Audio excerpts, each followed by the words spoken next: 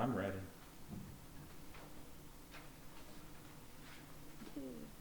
The hour of 2:15 when we always start has arrived. So at this point in time, I'll call this meeting of the South Central Pennsylvania Genealogical Society to order. My name is Richard Conkle, and I'm the president of the society.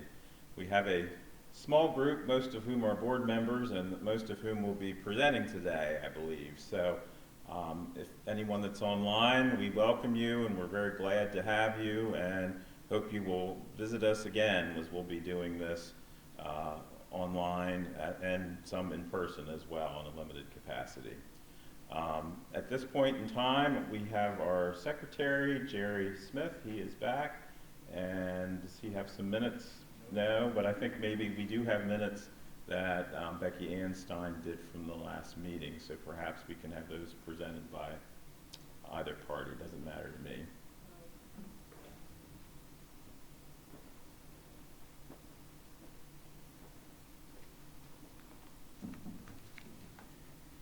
For our general meeting, Richard Kunkel called the meeting to order. We had no March minutes because that had been the Irish presentation. Margaret Berg gave a treasurer's report and a membership report. 150 members have renewed, 55 had not renewed. 48 members had requested that their newsletters be sent by email. Nicole Smith gave an update for the York County History Center. The History Center and the library are open by appointment. A writers' roundtable will be held on September 3rd. Programs are being live streamed through the center's Facebook account and will also be taped so that the programs can be viewed later. The September programs were announced. 15 individuals were present for the meeting, and there were 187 views and 8 likes on Facebook for the meeting.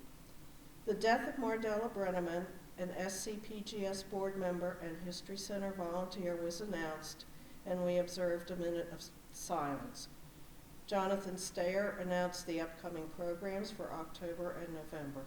Our speaker was Adam Bentz, assistant librarian of the York History Center, and he gave a presentation entitled Daily Treasure Trove: How Digitized Local Newspapers Can Advance Genealogy and Local History Research. At the end of his presentation, the meeting was adjourned. Thank you, Becky. Any additions or corrections to that? Hearing none, they stand approved as read. This time, our treasurer, Margaret Berg, will give us a treasurer's report.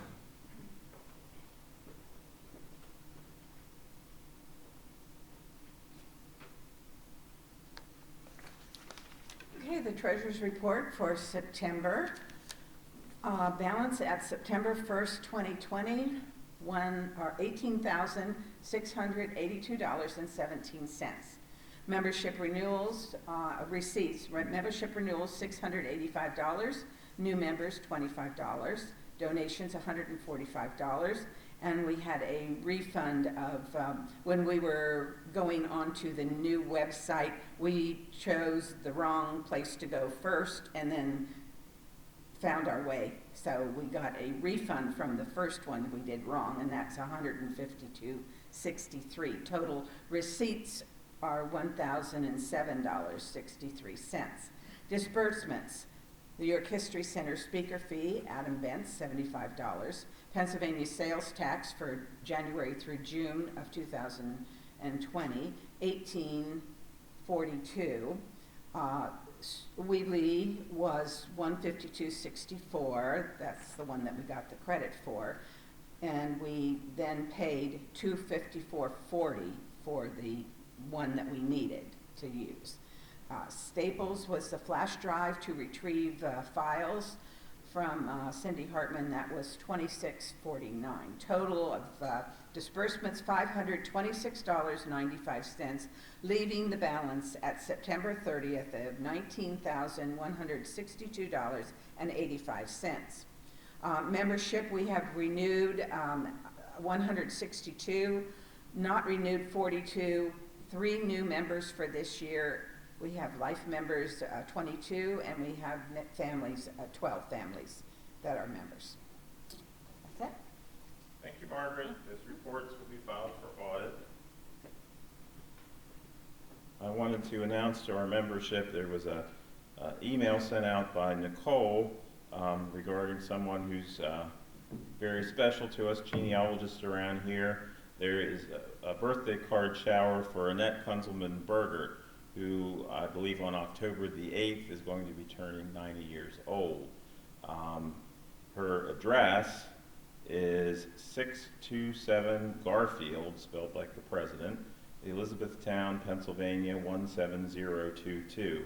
For those of you who are not familiar with Annette, she is a past award recipient of the Henry James Young Award and is known certainly statewide and nationally for her genealogical work, particularly in finding the European roots of Pennsylvania German immigrants of the 18th century and a little bit beyond that.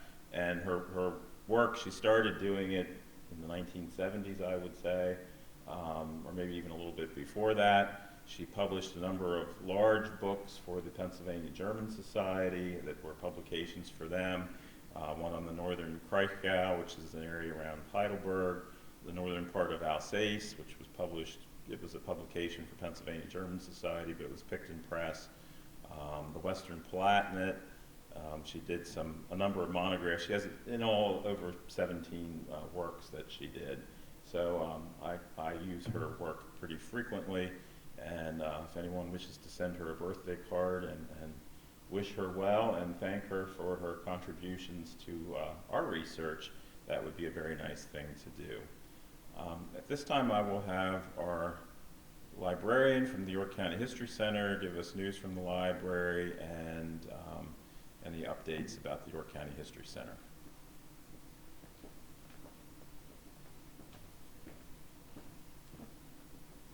Thanks, Richard. Good to see everyone. Just a couple quick updates. The Journal of York County Heritage is now available in our gift shop and online. It's mainly a women's history and information about the suffrage movement in York. Very, very interesting stuff. There's also a copy on the table if you want to take a look before you go. We actually, for our second Saturday program coming up in October, there's a webinar by Amanda Owen called Finding Justice, the Untold Story about Women's Fight for the Vote. We do have the replica Justice Bell on exhibit in the lobby, and we have an exhibit upstairs on women's suffrage that we hope you'll be able to check out. On October 10th through the 13th, we're having our virtual Oyster Fest. Unfortunately, we couldn't hold our Oyster Fest fundraiser, but we do have online chef demos, virtual tours, and a road rally scavenger hunt that you can participate in. October 21st is York Civil War Roundtable. Dr. Rick Schroeder and Fran Fayock will present a program on Civil War surgery and anesthesia. That will be a webinar only online. On October 28th, we have All Vets oral history program. The speaker is Brian Lefevre, who will talk about his experience in the Navy. That program is actually on site here in the meeting hall and online. Reservations are required. For any information about any of our programs or for reservations, please go to our website, yorkhistorycenter.org, or call the front desk. Thank you.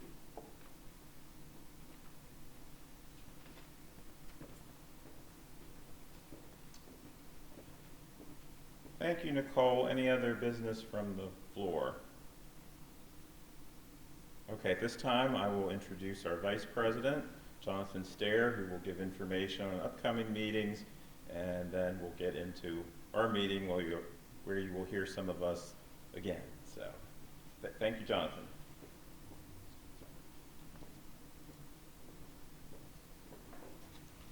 Thank you, Richard. First of all, I just want to mention that 2 weeks ago I was elected to the board of the York County History Center, so you can feel free to see me as your link between this society and the York County History Center, other than our fine librarian, Nicole.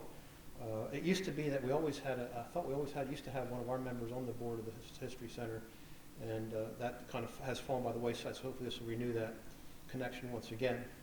As far as upcoming programs, next month, November the 1st, We will have Jean Kilheffer-Hess, who is Executive Director of the Lancaster Manley Historical Society, speaking about using oral history in genealogical research. And then, as usual, we will not have a meeting in December. The first Sunday in January, we're going to have another Share Your Findings Day, and I'm hoping that people will bring artifacts from their family to share. You can bring a picture, a letter.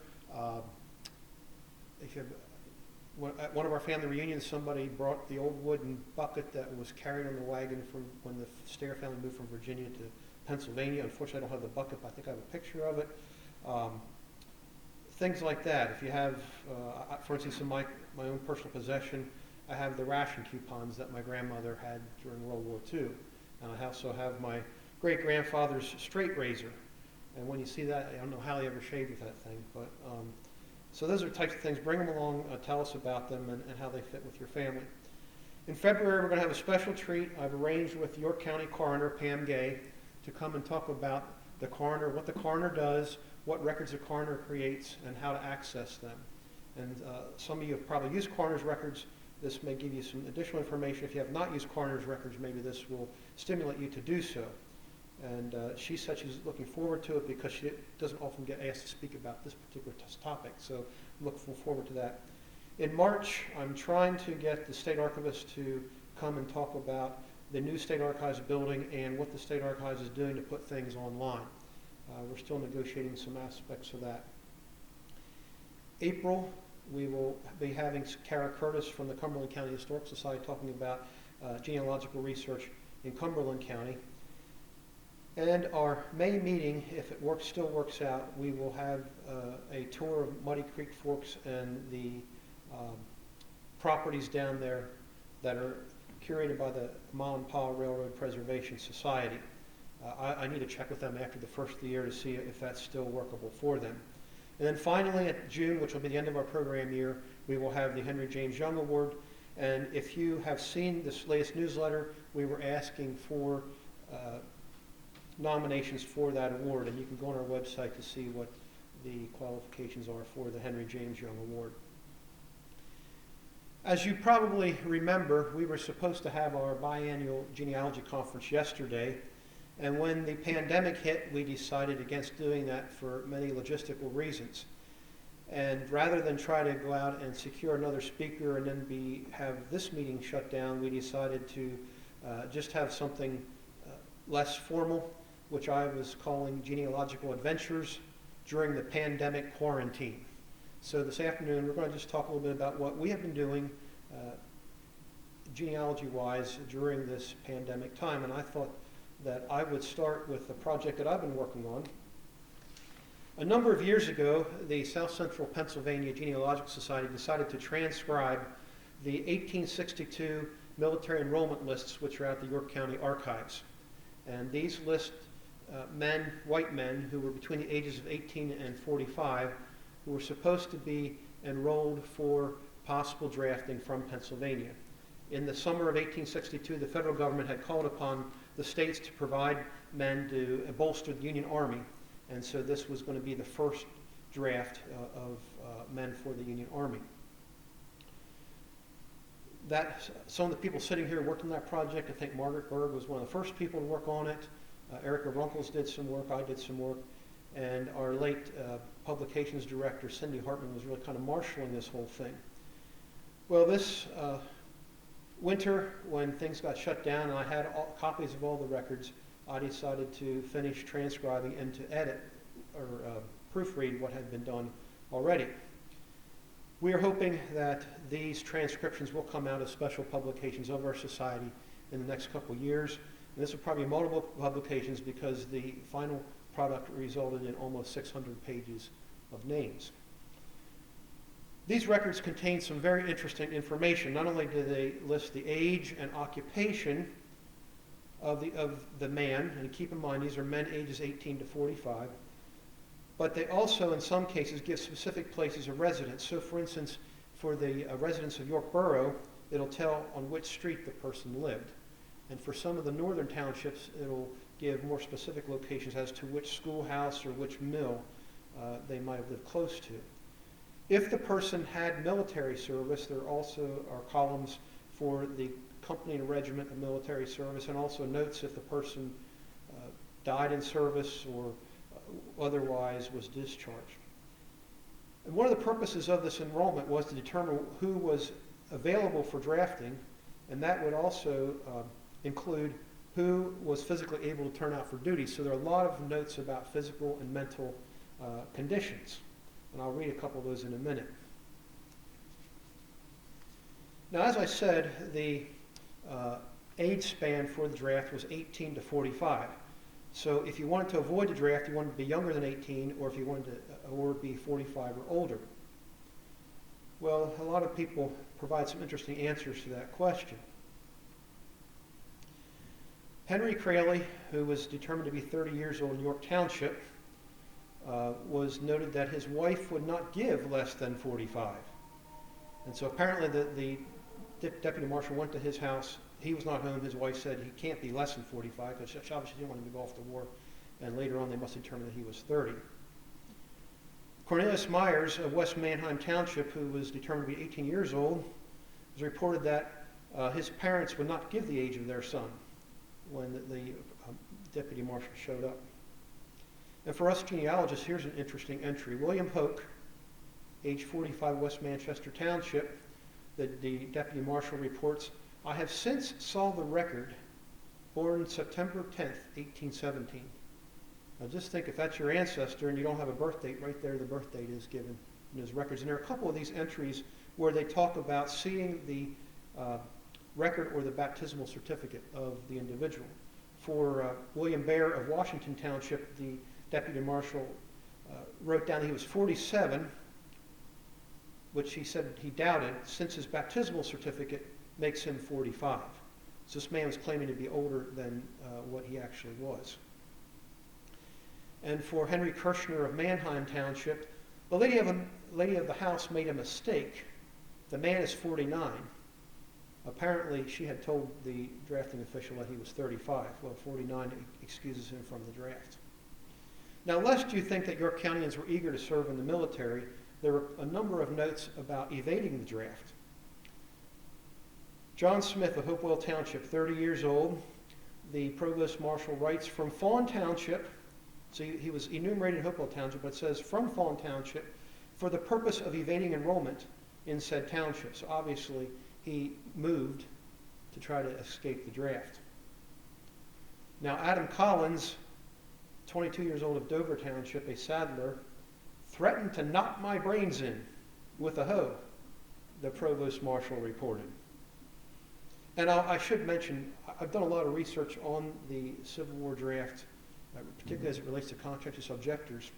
And throughout Pennsylvania, there were a lot of threats made to the drafting officials. My ancestors lived in Bedford County, and the southern part of Bedford County was apparently a hotbed of copperheads, and the people who got drafted were threatening the enrollment people with guns, knives. They burned one guy's barn. So this idea of opposing draft is not unique to York County. The wife of Nathaniel Kleindenst stood up for him. He was from North Codorus Township. The provost marshal, or the deputy wrote, was very abusive, said she would put the notice in the fire. So apparently Nathaniel Kleindenst was not home. They met his wife, and she got the paper and said, you know, if he's going to be drafted, I'm going to throw it in the fire so he doesn't know about it. And Benjamin Rawl of York Township also had a sympathetic wife. His wife would give no answers, although they eventually did get the information for him. Now, I mentioned that there were notes about physical and mental illnesses. George W. Welsh of Hanover was noted to have weakness of the chest and putrid affection of the blood. And weakness of the chest was a common illness that you see throughout these records. The deputy noted of Granville Young, York Township, that he was crazy at present, and Jacob Wentz of Dover Township was not sound in mind. But probably one of the most interesting ones, this is Henry Druck, 44 years old of Pelham Township, was bitten by a mad dog. So I'm assuming that they thought he might have rabies. I don't know. John Groff of Washington Township had no occupation, 28 years old, and this is probably why, because he was determined to be non-compos mentis and deformed. So he probably not only had physical issues, but mental issues as well. Now you find some very interesting things about people's names in these records. The deputy who went to James Gordon to record him of Lower Chanceford was informed. Now James Gordon's occupation was a boatman, so you know these boatmen were moving.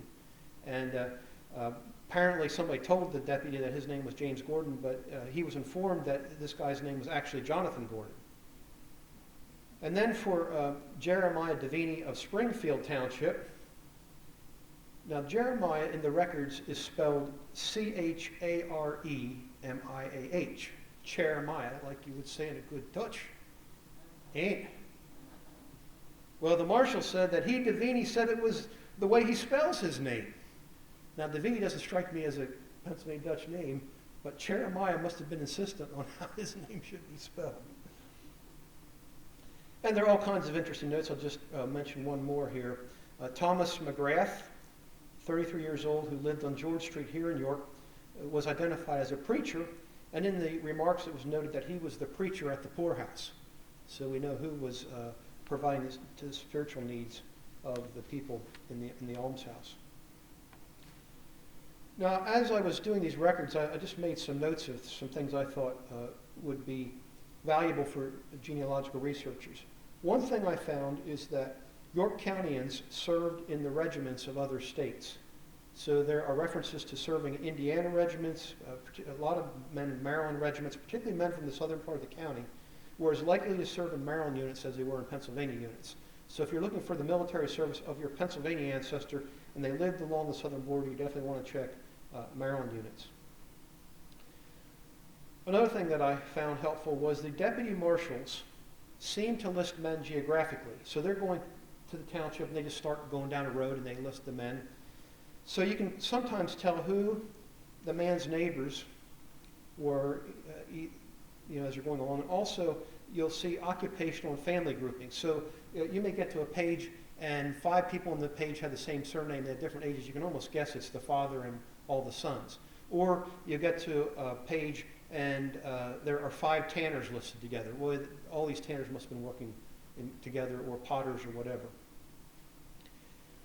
Also, I discovered that when comparing these records with the census, that many individuals listed as day laborers do not show up in the census, even though they show up on the enrollment lists, which means that they were probably moving around as they were finding work to do. And so you might be able to pick up an ancestor on the enrollment list that you could not find in the census. And speaking of the census, I learned a lot about the census while I was doing this. One of the first things I learned, I do not subscribe to Ancestry, so I was using Family Search's censuses because they're free. However, what I found is that Ancestry's indexing is much better than Family Search's indexing.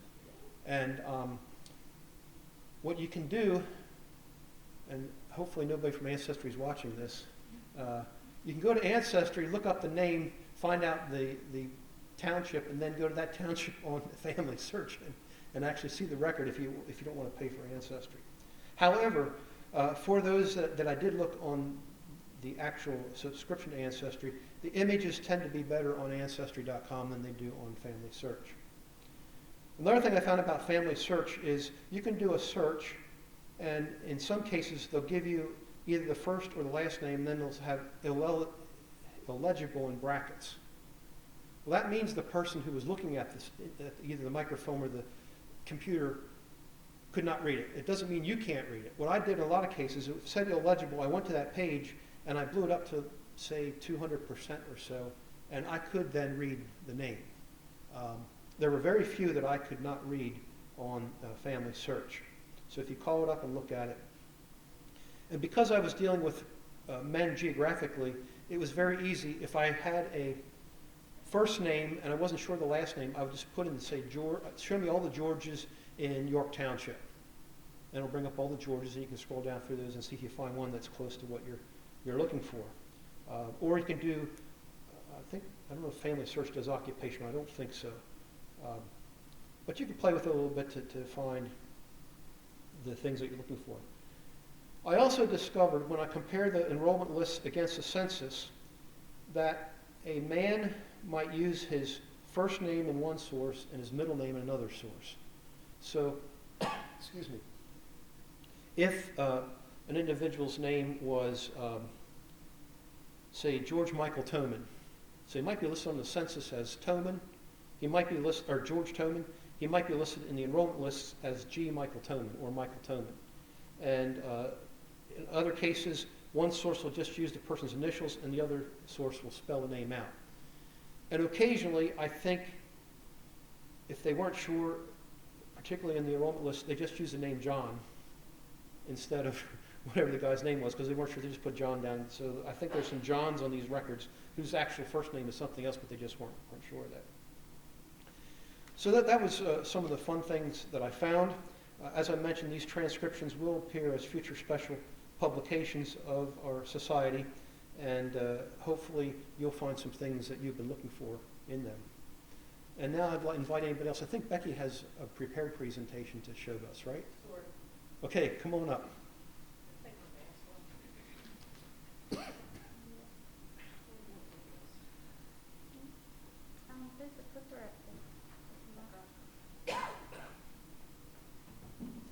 See if I can get it to work. I've always been fascinated by houses that are abandoned. The pictures that you see online where you go in and everything is frozen in time.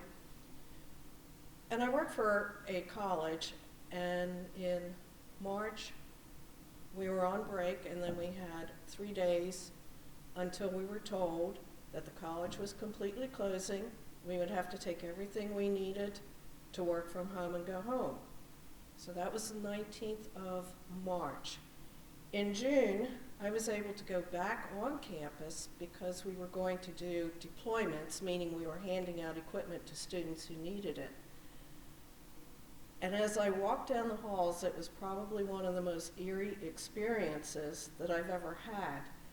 And I just felt the urge the next time I was back on campus to come in and take pictures to show what it looked like, because everything was just as we had left it. Yep. Try the second arrow. Yep.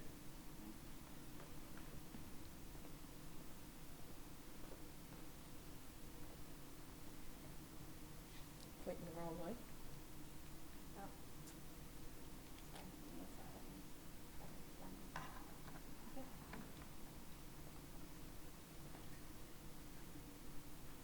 We'll get there. We're kind of frozen in time right now.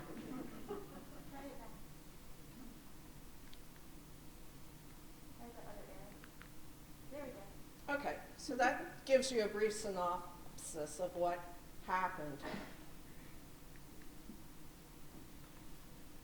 Everybody thought we would be back in 2 weeks, so we just kind of left everything laying around. One hall I walked down had this newspaper laying on there, as if a student had just walked away and would be coming back to read it shortly.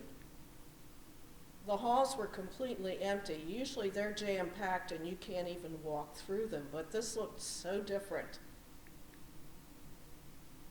The snack area had been completely emptied of all the food, so you wondered, okay, did they just come in and take it to store up and eat later?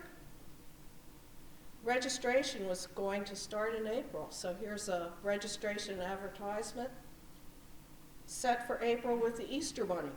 And remember, this is all in June that I'm looking at it. Appointment calendars were still hanging on the walls.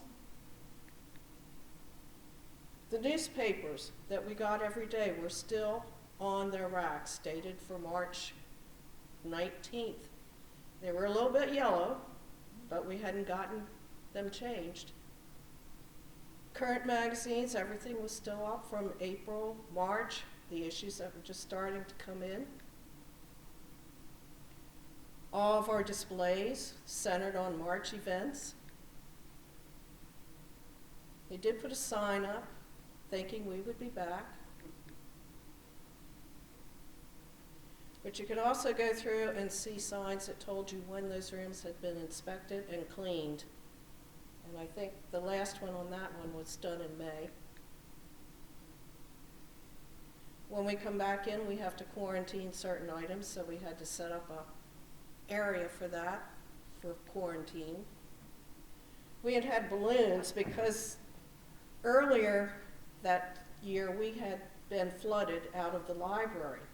So we were out until January, and we had just gotten moved back in. We were getting all the balloons up, welcome back for the beginning of the winter semester. And of course you can see the balloons deflated. Everything is still closed. The empty parking lot. Now the tent was up. Usually we were assigned to sit outside the building to hand out the equipment, so that's why that person is sitting under a tent. Our library schedule for March was still up, and that's just the way it looked. It was eerie, but I thought I had to take pictures to preserve this. Who's next?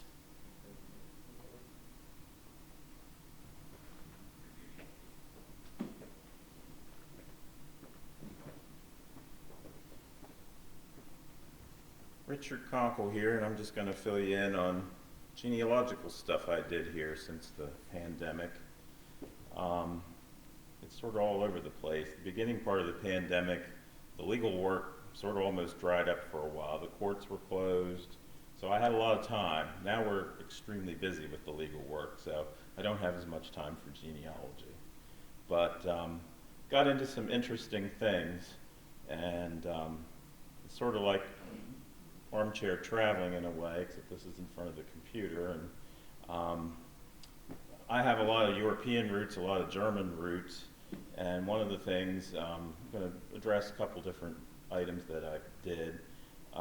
My paternal grandmother, Rosa Stelz, she was born in Ukraine in 1925, and her ancestors were German Catholics who went to what they called South Russia at that time, around 1809, 1810. Almost as a unit. They're from Alsace and around, was the bishopric of Speyer at that time. It's now the northern part of Baden. Pretty much that's where her ancestors were from, and near Heidelberg also. So a pretty tight area, and most of them immigrated at the same time. A lot of the people who went to Russia at that time went down the Danube on barges, but Napoleon was occupying Vienna at that time, so these people went over land, which was a very difficult trek. Well, most of the families show up in what are called revision lists in 1811. They're basically a census or a tax, which lists all the members of the household, and they're in colonies. And a couple families were missing, and I said, well, they came later, I didn't know when. So during this time, a lady in Moscow, who's actually a distant relative of mine on the Fisher family, which is one of these families, contacted me, and because she is in Russia, she was able to do quite a lot of research in some of the archives there, and I discovered what happened. Two of the families that didn't show up, I knew they had gone to Poland in 1803, which is, of course, before all this. It's sort of the beginning of the Napoleonic problems. And they had settled in a colony in Poland, which at that time, after the third partition of Poland, was actually ruled by Prussia, the area where they settled. So by about 1809, with the Napoleonic Wars, there was that area became the Grand Duchy of Warsaw, which was sort of under French-Polish rule, so they probably didn't feel as welcome there. And she found records that the Russians invited them, and they went to near St. Petersburg. I had no idea I had ancestors that lived for any period of time near St. Petersburg. And they lived in Oranienbaum, which means orange tree, literally. There's it's near where the summer palaces are, and there was a palace at Oranienbaum as well. It's on the Gulf of Finland. Well, it gets pretty cold near St. Petersburg. These people lived there. They went there in 1809, and they stayed there until 1813. And the Russian bureaucrats, they went overland in the winter, like in January of 1813, to Ukraine. They only lost one person. I don't know about frostbite, but they only lost one person. And very interesting to know that. I had no idea that I had any ancestors that lived at St. Petersburg where they did this trek. So that, and there's documents that she luckily speaks English, and she had translated them. So that was, I found to be very interesting. So when the pandemic started, I decided to kind of go back and go over some things that I had done like 30 years ago. So I'm 50 now, so I was young then. And with this German research, it was some of my first stuff that I did. And my great-grandmother here, my great-grandmother Evler, was a Heininger, and that family came from Eppingen, which is near Sinsheim, near Heidelberg, in that area, so pretty much the same area. But the one Heininger, the first Heininger that came over around 1820, his wife, her maiden name was Wolf, and she was from a town called Heidelsheim, which is closer to Karlsruhe, it's closer to the Rhine, and was all surrounded by Catholic towns in the bishopric of Speyer. It was a Palatine town.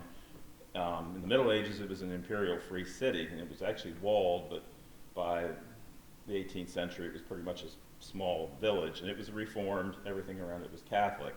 And church records date back to about 1640. And those were some of the first German church records that I had tackled early on, and they're all on a website called Archeon, which I subscribe to. Now, they're not indexed, but they're images of the original church records from the church archive in Karlsruhe, which covers the Protestant church in Wiesbaden. So I really went through them page by page and extracted and made screenshots of every ancestor, and copied all the sponsors down, and found some things I corrected some things that I didn't know or had wrong. One thing I had was a man that was wrong was a man named Sebastian Tarin, who 30 years ago when I read it, what really stuck out is it said he was from Champagne, and I was assuming this was Champagne, France, the province. And I learned a few things here. Now that I can read German so much better than I could 30 years ago, after Champagne it says Berner Gebiet, which means the region of Bern. And at first this made no sense to me whatsoever, because Champagne is not in Canton Bern, Switzerland.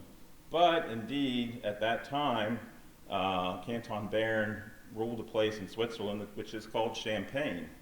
And it's now Canton Vaud, I guess, which is a French-speaking canton in the very western part of Switzerland. Beautiful situation on a lake, looks really nice place to go visit. Maybe I'll visit it someday. But that's where this man was from. He was and interestingly, there was a lawsuit. They have wine and so forth. They have and they market their wines of Champagne. Well, they actually won in the European courts because they have the name of the place is Champagne. The French were trying to prevent them from marketing their wines as wines of Champagne. So those records, the LDS have them. I can't access them, but there's some records there for that church in Switzerland. Also went back over my Wintermeyer stuff. I had all kinds of documents that I scanned in and went over things. The records, Archeon, it's German, so they arrange things how they sort of think of things, and different church archives organize things differently.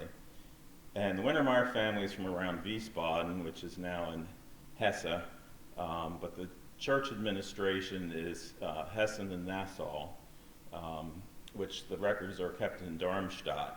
And not all records from the archive in Darmstadt are on Archeon. However, Dotzheim, where most of the Wintermeyers are from, are, except the one that came here, Philip, lived for a generation in a town right on the Rhine called Schierstein. So I had those records that I had copied from Schierstein years ago, scanned some of those, and found a lot of interesting things.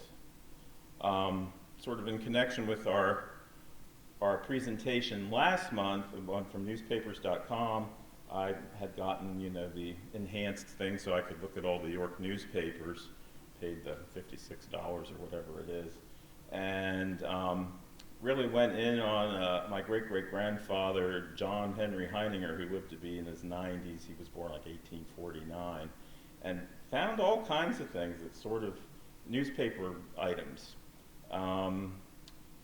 He was a farmer, and he had farmed at a big farm down in Windsor Township, right in the Chancellor Township line. But before that, I actually went over and looked at the census things. We probably should all do this, really look at the records that we have, because when you take a second look at them, sometimes things pop out that you don't notice the first time. I knew he grew up around Pleasureville, and in 1880 he was living in Spring Garden Township, so I figured, it's probably around Pleasureville. Well, I looked at the other names on either side of him, and it looks as though he was living on the estate of Jeremiah Sullivan Black, who had been James Buchanan's, I think, Attorney General, and settled here to be close to James Buchanan after their administration was over. And that place is called Brocky, sort of at the base of where Windham Hills is. It's right down the street from where I live now. So I had no idea he lived that close. And they didn't live there that long, but John Heininger had a real affinity for expensive horses. He would train them. He was sort of a horse whisperer. And when the sale happened at the one place that he rented, they said how much money this sale brought from this. It was like $6,000, which was sort of unheard of, but it would have been more because he had two horses that were worth each about $800, which in 1916 was a lot of money for a horse. And his horses, they're registered out to county archives. They have pedigrees and the whole bit. So he had a taste for very expensive horses. After he retired around 1920-some, he moved to Red Lion, and he owned two houses. And when he had public sale, those things showed up in the paper, which was interesting. But I didn't know he was a night watchman at a cigar factory that burned down, and they were afraid that he perished in the fire. But he didn't. He showed up. So if he was asleep, he woke up. He was a pretty old man. But then they had, at that same cigar factory, they had a dance.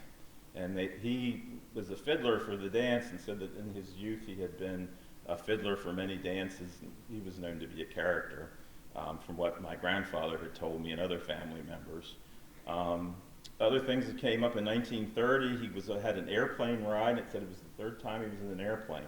I had no idea the man took an airplane ride. So it was all kinds of, it's worth doing to really do a thorough search on an ancestor, because you'll find there were birthday parties and all the people who attended, and people played music there. All kinds of great stuff to find. Another thing that I've done recently, I have at least 3 different families that came from a German village called Essenheim, York County families.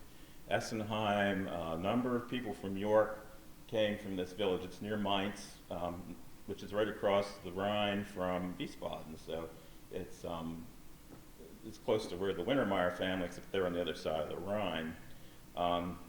Essenheim has a really great website that is a man named Stefan Mosel, M-O-S-S-E-L, keeps this website about Essenheim families. The real prominent family that came from there for York is the Small family, the P-A-N-S Small and all those. But I descend from the Paulus family, which is a pretty big family in like Lower Windsor Township in that area, and also Fischel, and Darren. So I have 3 different families. So I called this man. He had his phone number on the website, and he was delighted. With my broken German, we were able to communicate.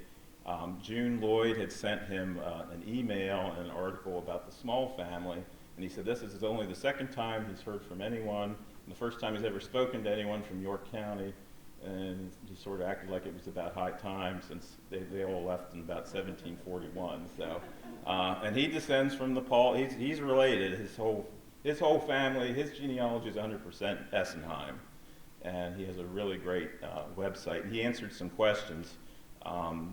Johann Michael Paulus, his wife, was a Degen, and her mother's name we had wrong. And it's sort of like the pastor scratched it out on her baptism. It looks like Anna Gertrude, but it's really Anna Margaretha. So got that sort of figured out. And he explained, Fischel and Fischel, we see both spellings in this county. And he said that's just the dialect. Really, the right way to spell it is with the double S or an S set back then. and that's how people in that area of Rhineland-Pfalz would pronounce that F-I-S-S-E-L. They'd say fischel, rather it would sound like fischel even though it wasn't spelled that way. Lastly, going over some other German stuff. Ancestry has all these Württemberg records, and my Geltz family, they are from Württemberg. Württemberg records are wonderful. They weren't as affected by the 30 Years' War as some other places, and they go back into the 1500s. It was for Germany, it was a larger state in a way, and their pastors were pretty well educated. Most of them went to the University of Tübingen, and this was a death record, which I've been calling my genealogist in Munich. She helps me out when I get hung up on stuff, and I just want to read the translation. This is like, I think, a 9th great grandfather. So this is a death record from 1702. On the 20th of August, the